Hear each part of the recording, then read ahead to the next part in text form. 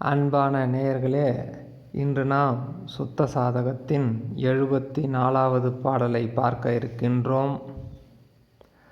பழுதையின் கிளிஞ்சல் கட்டையில் நின்று பாம்பு வெள்ளியும் கள்வனும் போல எழுதரு ஆரோபித்தம் அதிட்டானம் இயங்கிடு இலாதது போலும் முழுதுணர் சிவம் வந்து உதித்த இஜ்ஜீவன் முத்தருக்கு உலகம் இன்று உதித்தால்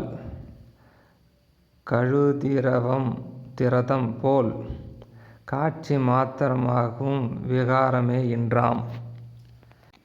ஆக இந்த பாடல் எந்த நிலையிலே வருகிறது என்று சொன்னால், ஜீவன் முக்தனுடைய இயல்புகளை விளக்கி வருகின்ற பொழுது, இந்த ஜீவன் முக்தர்களுக்கு இந்த உலகம் எப்படி காட்சி கொடுக்கும் என்கின்ற அந்த தன்மையை விளக்கி கூறுவதற்கு சில உவமைகளை எடுத்து கூறுகிறது. அதாவது இந்த வேதாந்தத்திலே வரக்கூடிய உவமைகள், கயிறு பாம்பாக தெரிவதும் கிளிஞ்சல் வெள்ளியாக தூரத்திலிருந்து பார்க்கின்ற பொழுது கயிறு பாம்பை போல தெரியும் என்கின்ற உவமை கூறுவார். அடுத்தது கிளிஞ்சல் வெள்ளி மாதிரி தெரியும் என்கின்ற உவமையை கூறுவார். மூன்றாவது, கட்டை ஒன்று இருக்கும் இருட்டிலே, அங்கே ஏதோ அந்த கட்டையிலே ஏதோ ஒரு செடி கொடிகள் இருக்கும், அதனுடைய அசைவை பார்த்துவிட்டு அந்த கட்டையே திருடன் என்று ஆகிய அப்படி ஒரு மாயான ஒரு காட்சி நமக்கு தென்படும். இந்த உவமையெல்லாம் வேதாந்தத்திலே கூறுவார்கள். இந்த உவமை மற்றும் காணல் நீராகிய இந்த உவமையெல்லாம் எடுத்து கூறி இந்த ஜீவன் முத்தருக்கு இந்த உலகம் எப்படி காட்சி அளிக்கும் என்கின்ற விஷயத்தை விளக்கி கூற முயற்சிக்கின்ற வகையிலே இருக்கிறது. சரி, பாடலுக்குள் செல்வோம். பழுதையிர் கிளிஞ்சல் கட்டையில் நின்று பாம்பு வெள்ளியும் கள்வனும் போல. ஆக இங்கே பழுதையிர் என்பது கயிறு. அந்த கயிறு கிளிஞ்சல் கட்டையில் எது தெரிந்தது? அதாவது இருந்த பொருள் கயிறு, ஆனால் அது எப்படி தெரிந்தது என்று கேட்டால் அடுத்தது சொல்லுகிறார், பாம்பும் வெள்ளியும் கள்வனும் போல. ஆக கயிறானது பாம்பாகவும் கிளிஞ்சல் வெள்ளியாகவும் கட்டையில் கள்வனும் ஆக இந்த மாதிரி தெரிந்ததை போல. எழுதரு ஆரோபிதம் அதிட்டாளம் இலங்கிடில் இலாதது போலும். ஆக எழுதரு என்பது காட்சியாக தெரிந்தது, உதாரணத்துக்கு பாம்பாக தெரிந்தது.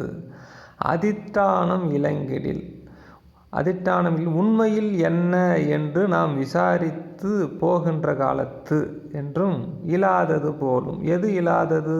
பாம்பு இலாதது போலும்.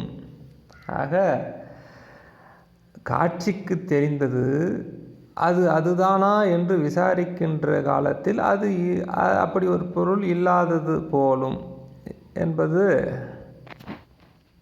இங்கே எது என்று கேட்டால், பாம்பு தெரிந்தது, விசாரித்து போகின்ற காலத்தில் அங்கே பாம்பு இல்லை. அது கயிறா இல்லையா என்பது வேறு விஷயம். பாம்பு தெரிந்தது, பாம்புதானா என்று போகின்ற பொழுது பாம்பு இல்லாமல் போய்விட்டதே, அதை போல என்கின்ற இதை ஞாபகப்படுத்தி, முழுதுணர் சிவம் வந்து உதித்த இஜ்ஜீவன் முத்தருக்கு உலகம் இன்று உதித்தால், அப்புறம் பார்த்து கொள்ளலாம். முழுதுணர் சிவம் வந்து உதித்த இஜ்ஜீவன் முக்தருக்கு உலகம் என்றாம். இந்த உலகம் இல்லை.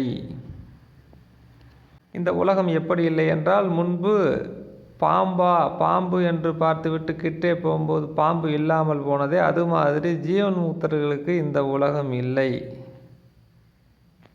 என்ற கருத்து. அடுத்தது, அந்த உதித்தால் கழுதி ரதம் போல காட்சி மாத்திரம் ஆகவும் விகாரமே என்றாம். ஆக உதித்தால் என்று உலகம் ஒரு கால் அவர்களுக்கு தோன்றினால் அது எப்பேற்பட்டது என்று அடுத்தது சொல்ல, கழுதி ரதம் என்பது காணல் நீர் போல. ஆக காணல் நீர் போல ஒரு காட்சி தான் தெரியும்.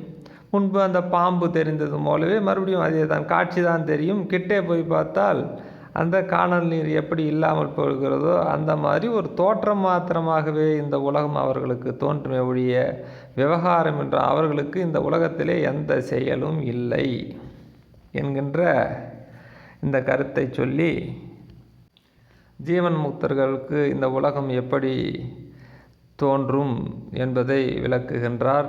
மீண்டும் அடுத்து ஒரு பாடலில் பார்ப்போம். நன்றி, வணக்கம்.